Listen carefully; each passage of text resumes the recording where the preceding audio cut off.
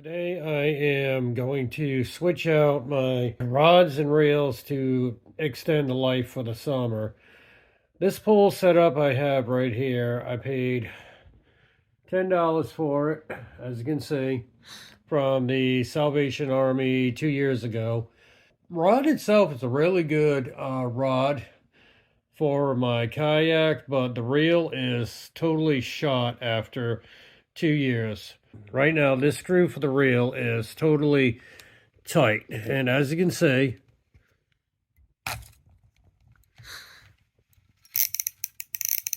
I can't tighten that anymore, but as you can see,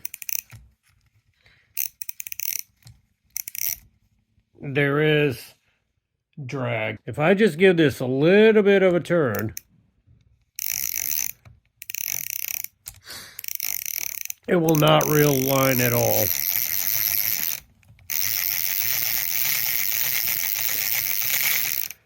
And if you can hear that, you will see that the gears inside are actually stripping. That's that noise. The gears in this thing are now totally shot. And again, I'll tighten it up as far as I can get it. And there is still drag. It will not totally tighten up anymore. So what I'm going to do is I'm going to take this little Zebco reel and I'm going to put it on that rod. And I'm going to get rid of the rod that this is on. The reason being, this is a super lightweight rod. What I don't like about it is if you barely move it, you see how that head spins around? The problem with that is I do not know where I'm going to cast this. So I can cast, and with the tip of the rod spinning around like that, bouncing like crazy, I have no direction of where this thing ends up. I've taken casts and it's gone completely to the left, completely to the right, but never straight forward where I'm pointing it. So that's why I'm switching everything out to extend my summer. Okay, so here it is again. See how the tip of that just wiggles and wobbles? You got no control at all. If I was to cast it, you see I'm just barely even moving it to cast it, and that tip is just going everywhere. If I was to take a rail cast,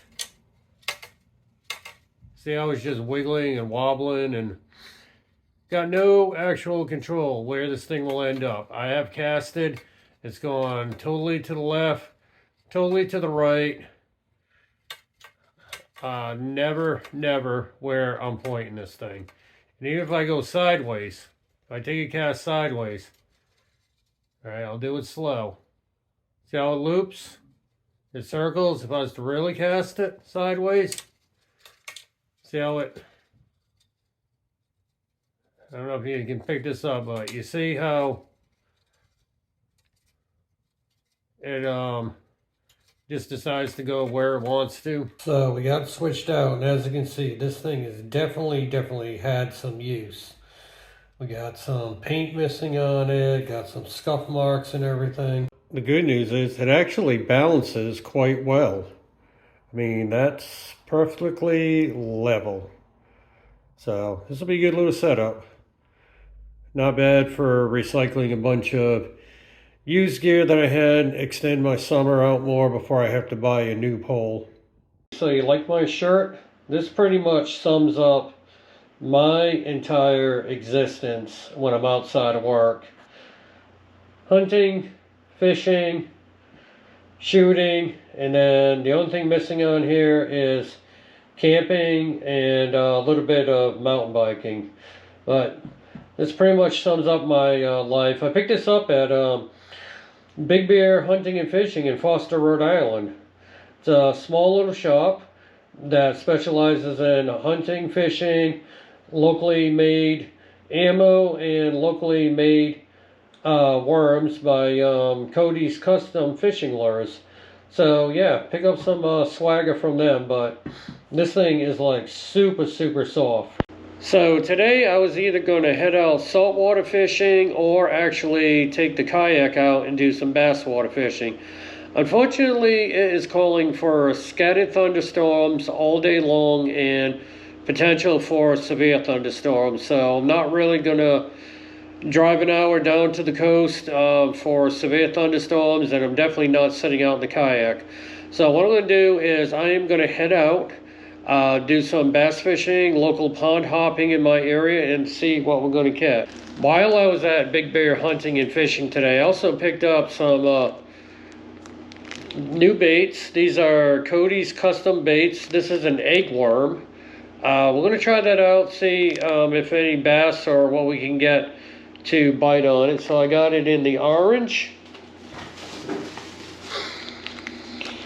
And also I've got it in the brown. So these are custom handmade lures. They are put out by Cody's Custom Baits. You can get them at Big Bear Hunting and Fishing in Glocester, Rhode Island, along with other fishing supplies, shiners, hunting supplies, and whatever. So we're going to see if anything locally hits these. I know some guys took these baits over to the St. Lawrence area in New York and just nailed the smallmouth bass on them. Check out Big Bear's Facebook post and you will see what they caught on them. So we're going to see locally what I can catch today. Like I said, the weather is not going to be that great. I may be dodging thunderstorms, potential severe thunderstorms, and the forecast is like the next 2 weeks of that. But I need to get out and get my rod and my fishing line wet. So we'll see you out on the water. Last year I did not get to fish this lake too much. I really did not have any luck in it because of the prolonged 100-degree heat and the drought that we had. The water was really low. 2 years ago, fishing here, I was catching bass practically every cast of the pole. So we're going to give it a try and see how we're actually going to do today. So we're going to go ahead, give this lake a try. This is my first stop. I'm just going to go ahead and rig this like this for now. Just kind of put a basic hook through it. There wasn't any instructions really how you're supposed to fish these, but we're going to do that. And I'm just going to put a slip shot sinker, probably about maybe a foot and a half up from that. This way here I can get it out, but it's not going to totally hit the bottom.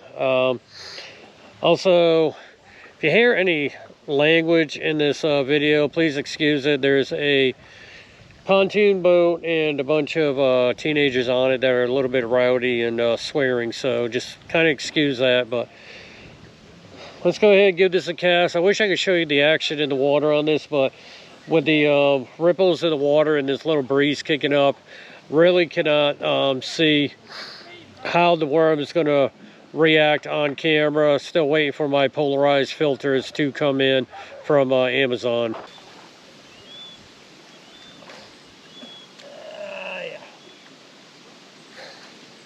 There we go. Little tiny bass. I'll take that.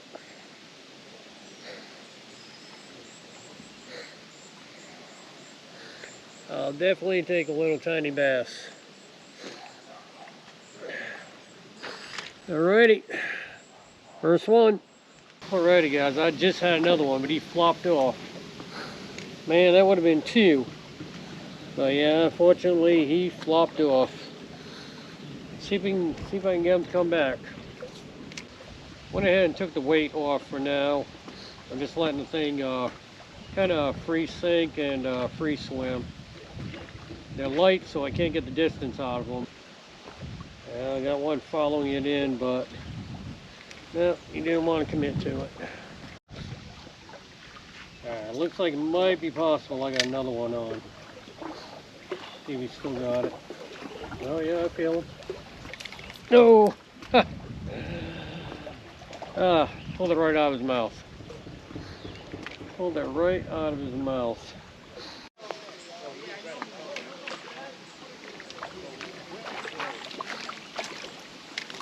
Little pickerel.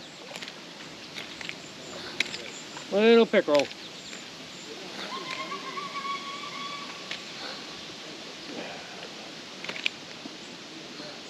Alrighty, well, I'm moving on to a different location. I was having fun catching fish over there, but it was really difficult to record a video. Truthfully, I don't mind teenagers and kids, but the amount of swearing that was going on, I really could not leave the camera recording to record the video, and I would have to do a lot of editing. So I'm moving on to yet another pond, and we'll see when I get there. It's definitely time to put on another one. This one here got totally beat up by the fish that were hitting it, and as you can see, it's probably about maybe 3/4 of the length of the new one. So yeah, I lost about 1/4 of its length with the pickerels and everything biting it. Totally ripped off its tail. So we're going to switch out, put on a new one. I'm going to save this one here and put it in with my smaller trout worms. So I do not have a polarizing filter on this camera, but I'm hoping you're able to see the action that the new one gives, and the reason why I was catching all the fish on it and the way I've been just kind of rigging it. You can see the tail really flickering in the water. Kind of like these bait. So I'm not sure where he got inspired for the shape of these baits, but I used to work in a medical laboratory, and I had to watch a lot of medical style videos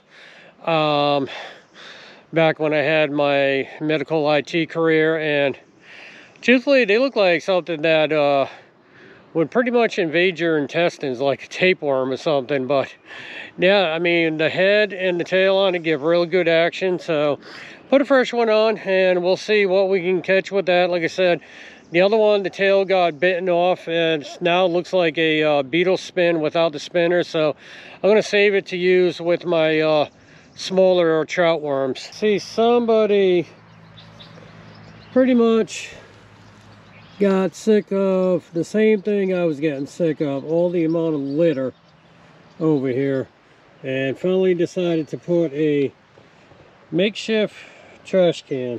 I like that idea. Really innovative. I like that idea.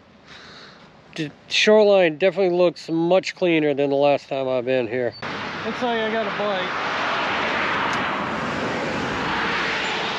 Let's see if he stays on or not, because he hit it awfully soft.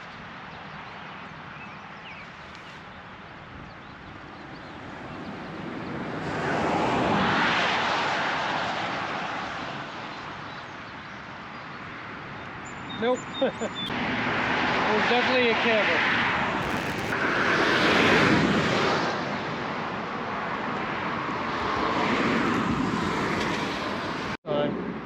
A camera. Well, okay.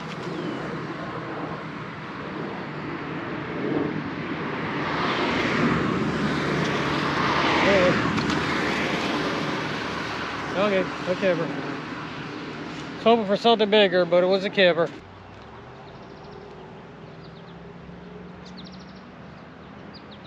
That's going to do it for this short video. Hopefully the weather cycle changes and we can get back to some saltwater or kayak fishing. But I was hoping to stay out a little longer. Looks like we got another storm coming in. Plus I gotta go pick up dinner. So we'll see you in the next video.